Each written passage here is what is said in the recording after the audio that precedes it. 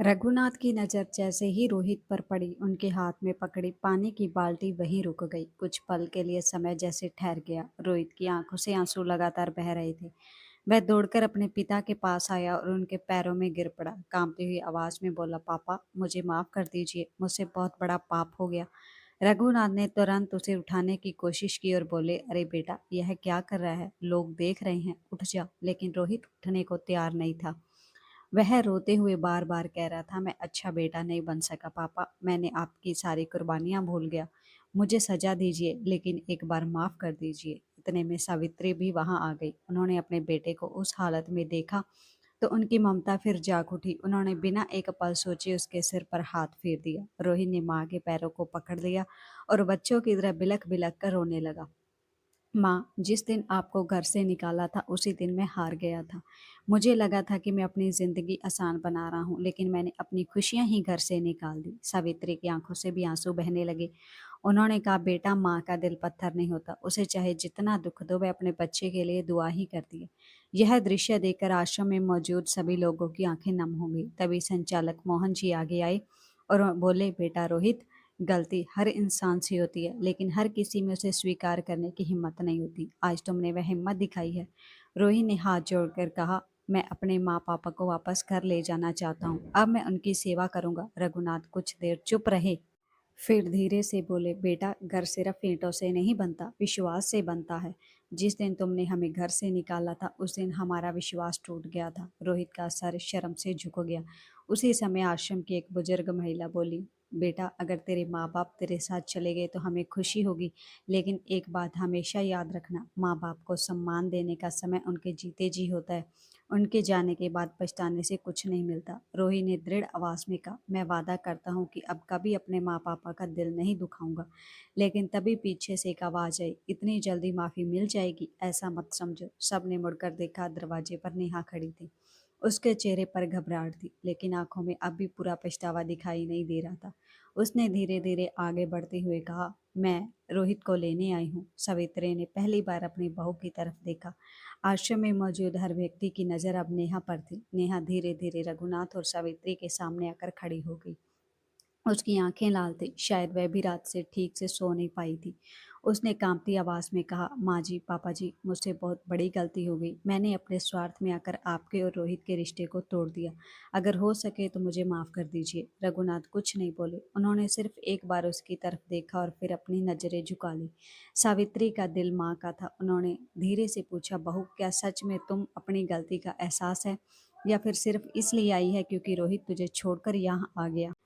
यह सुनकर नेहा फूट फूट कर रो पड़ी। उसने कहा, नहीं माँ जी, जब से आप लोग गए हैं इस घर की खुशियाँ भी चली गई। पहले मुझे लगता था कि आप लोग पहुँचे, लेकिन अब समझ आया कि घर की असली रौनक तो आप ही थे। रोहित ने भी हाथ जोड़कर कहा, पापा, मैं वादा करता हूँ कि अब कभी आपकी आंखों से आंसू नहीं आने दूंगा। अगर आप मुझे माफ़ नहीं करेंगे तो मैं भी यही आश्रम में रहूँगा।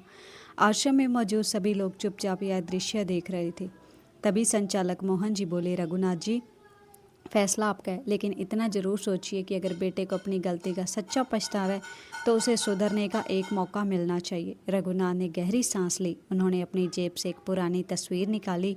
वह तस्वीर रोहित के बचपन की थी। उन्होंने तस्वीर को देखते हुए कहा, जब यह छोटा था तब चलना सीखते समय कितनी बार गिरा था। हर बार हमने इसे उठाया था। अगर उस समय हम कहते थे कि अब इसे कभी नहीं उठाएंगे तो यह आज तक नहीं यहाँ नहीं पहुँचता। इतना कहकर उन्होंने तस्वीर वापस जेब में रखी और रोहित के पास आए। रोहित सिर झुकाकर खड़ा था। रघुनाथ ने उसके सिर पर हाथ रखा और बोले, बेटा, गलती करने वाला बड़ा नहीं होता, गलती मानने वाला बड़ा होता है। मैं तुझे माफ़ करता हूँ, लेकिन एक शर्त पर। रोहित ने तुरंत कहा, जो कहेंगे पापा मैं मानूंगा। रघुनाथ बोले, आज के बाद कभी माँ बाप को बोझ मत समझना। बूढ़े माँ बाप को सबसे ज़्यादा रोटी नहीं, अपनेपन की ज़रूरत होती है। रोहित रोते हुए उनके गले लग गया। नेहा भी सावित्री के पैरों में गिर गई। सावित्री ने उसे उठाकर गले लगा लिया। पूरा आश्रम तालियों से गूंज उठा।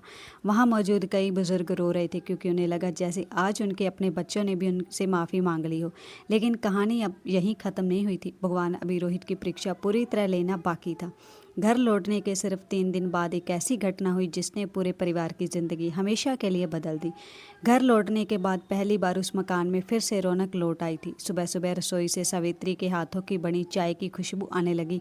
आंगन में रघुनाथ तुलसी को पानी देते, भगवान का नाम लेते। रोहित हर सुबह अपने पिता के पैर छूकर ऑफिस जाता और माँ के हाथ का खाना खाकर ही निकलता। नेहा भी अब पूरी कोशिश करती कि सास ससुर को किसी बात की तकलीफ न हो। वह समय पर उनकी दवाइयाँ देती, उनके साथ बैठकर बातें करती और उनके लिए अपने हाथों से खाना बनाती। लेकिन रघुनाथ और सावित्री के दिल पर जो घाव लगा था उसे भरने में अभी समय लगना था। वे सबके साथ हंसते जरूर थे, लेकिन कभी कभी अकेले में उनकी आंखें भर आती थी। एक दिन रात को रघुनाथ छत पर बैठे आसमान देख रहे थे। रोहित उनके पास आया और बोला, पापा आप अभी भी मुझसे नाराज हैं क्या? रघुनाथ मुस्कुराए और बोले, नाराजगी अपने से नहीं होती बेटा, बस डर लगता है कि कई समय फिर से इंसान को बदल न दे। रोहित उनके हाथ पकड़कर कहा, पापा अब ऐसा कभी नहीं होगा, मैं अपनी गलती की सजा पूरी जिंदगी आपकी सेवा करके दूंगा। रघुनाथ ने बेटे को गले लगा लिया। अगले दिन रविवार था। पूरा परिवार मंदिर जाने की तैयारी कर रहा था। सावित्री ने प्रसाद बनाया, नेहा पूजा की थाली सजा रही थी और रघुनाथ बाहर कार साफ कर रहे थे। तभी अचानक सड़क से तेज रफ्तार में आती एक ट्रक का संतुलन बिगड़ गया। ट्रक सीधे रोहित की तरफ बढ़ रहा था। रोहित को कुछ समझ नहीं आया, वह सड़क के बीचों बीच खड़ा रह गया। यह देखकर रघुनाथ बिना एक पल सोचे पूरी ताकत से दौड़े और उन्होंने रोहित को धक्का देकर सड़क के किनारे गिरा दिया। रोहित तो बच गया, लेकिन ट्रक की जोरदार टक्कर रघुनाथ को लगी। उनका शरीर कई फीट दूर जाकर गिरा। पूरा मोहल्ला चीख उठा। सावित्री और नेहा दौड़ती हुई बाहर आई। रोहित ने अपने पिता को खून से लथपथ देखा तो उनकी चीख निकल गई। वह दौड़कर उनके पास पहुंचा, रोते हुए बोला, पापा आंखें खोलिए पापा। रघुनाथ ने बड़ी मुश्किल से अपनी आंखें खोली। उनके होठों पर हल्की सी मुस्कान थी। उन्होंने कांपते हाथ से रोहित के चेहरे को छुआ और धीमी आवाज में कहा, बेटा पिता आखिरी सांस तक अपने बच्चे को बचाता। इतना कहकर उनकी आंखें बंद होने लगी। रोहित जोर जोर से रोने लगा। उसने अपने पिता को सीने से लगा लिया और बार बार कहने लगा, भगवान मेरी जान ले लो, लेकिन मेरे पापा को बचा लो, मैं उनके बिना नहीं जी सकता। एम्बुलेंस तेजी से अस्पताल की ओर दौड़ रही थी। डॉक्टर ऑपरेशन की तैयारी कर रहे थे। बाहर पूरा परिवार हाथ जोड़कर भगवान से प्रार्थना कर रहा था। लेकिन ऑपरेशन थिएटर के ऊपर जल रही लाल बत्ती यह बता रही थी कि जिंदगी और मौत के बीच बहुत कठिनाई लड़ाई चल रही है। अस्पताल के बाहर रोहित बेचैनी से इधर उधर घूम रहा था। उसकी आंखों से आंसू रुकने का नाम नहीं ले रहे थे। आज पहली बार उसे समझ आ रहा था कि माँ बाप की कीमत क्या होती है। जिस पिता को उसने कभी अपने जीवन से दूर करने की कोशिश की थी, आज वही पिता अपनी जान की परवाह किए बिना उसे बचाने के लिए मौत के सामने खड़े हो गए थे। सावित्री मंदिर के सामने बैठकर लगातार प्रार्थना कर रही थी। उनके हाथ कांप रहे थे और होठों पर सिर्फ एक ही बात थी, हे भगवान मेरे पति को बचा लो, मेरे बेटे को उसके पिता से मत छीनो। नेहा भी एक कोने में बैठी रो रही थी। उसे बार बार वही दिन याद आ रहा था जब उसने रोई से कहा था कि माँ पापा को घर से अलग कर दो। आज उसे अपनी गलती का एहसास हो रहा था। कुछ घंटों बाद डॉक्टर ऑपरेशन थिएटर से बाहर आए। सभी लोग घबराकर उनके पास पहुंचे। रोहित ने पूछा, डॉक्टर साहब मेरे पापा कैसे हैं? डॉक्टर ने कहा, चोट बहुत गंभीर थी, लेकिन हमने ऑपरेशन कर दिया, अभी खतरे से बाहर नहीं कह सकते, अगले 24 घंटे बहुत महत्वपूर्ण है। यह सुनकर रोद के आंखें भर आई। वह अस्पताल के कमरे में गया जहाँ रघुनाथ बेहोश पड़े थे। उसने अपने पिता का हाथ पकड़ा और रोते हुए बोला, पापा मुझे माफ कर दीजिए, आपने हमेशा मुझे अब दिया और मैंने आपको दर्द दिया, लेकिन अब मैं वादा करता हूँ जब तक मेरी सांस चलेगी मैं आपकी सेवा करूंगा। कुछ देर बाद रघुनाथ की उंगलियां हल्की सी हिले। रोहित ने तुरंत डॉक्टर को बुलाया। धीरे धीरे रघुनाथ ने अपनी आंखें खोली। सामने अपने बेटे को रोता हुआ देखकर उन्होंने कमजोर आवाज में कहा, बेटा तू ठीक है ना? यह सुनते ही रोहित फुट फुट कर रो पड़ा। उसने कहा, पापा आप इतनी चोट लगने के बाद भी मेरी चिंता कर रहे हो, मैं कितना स्वार्थी था। रघुनाथ ने हल्की मुस्कान के साथ कहा, बच्चा चाहे कितना भी बड़ा हो जाए, माँ बाप के लिए हमेशा बच्चा ही रहता है। यह सुनकर कमरे में मौजूद हर व्यक्ति की आंखें नम हो गई। कुछ दिनों बाद रघुनाथ धीरे धीरे ठीक होने लगे। डॉक्टर ने कहा कि उन्हें आराम और परिवार के प्यार की सबसे ज्यादा जरूरत है। अब रोहित ने अपनी जिंदगी पूरी तरह बदल दी थी। उसने ऑफिस से समय निकालना शुरू किया। वह पिता को टहलाने ले जाता, माँ के साथ बैठकर पुरानी बातें करता, हर छोटी जरूरत का ध्यान रखता।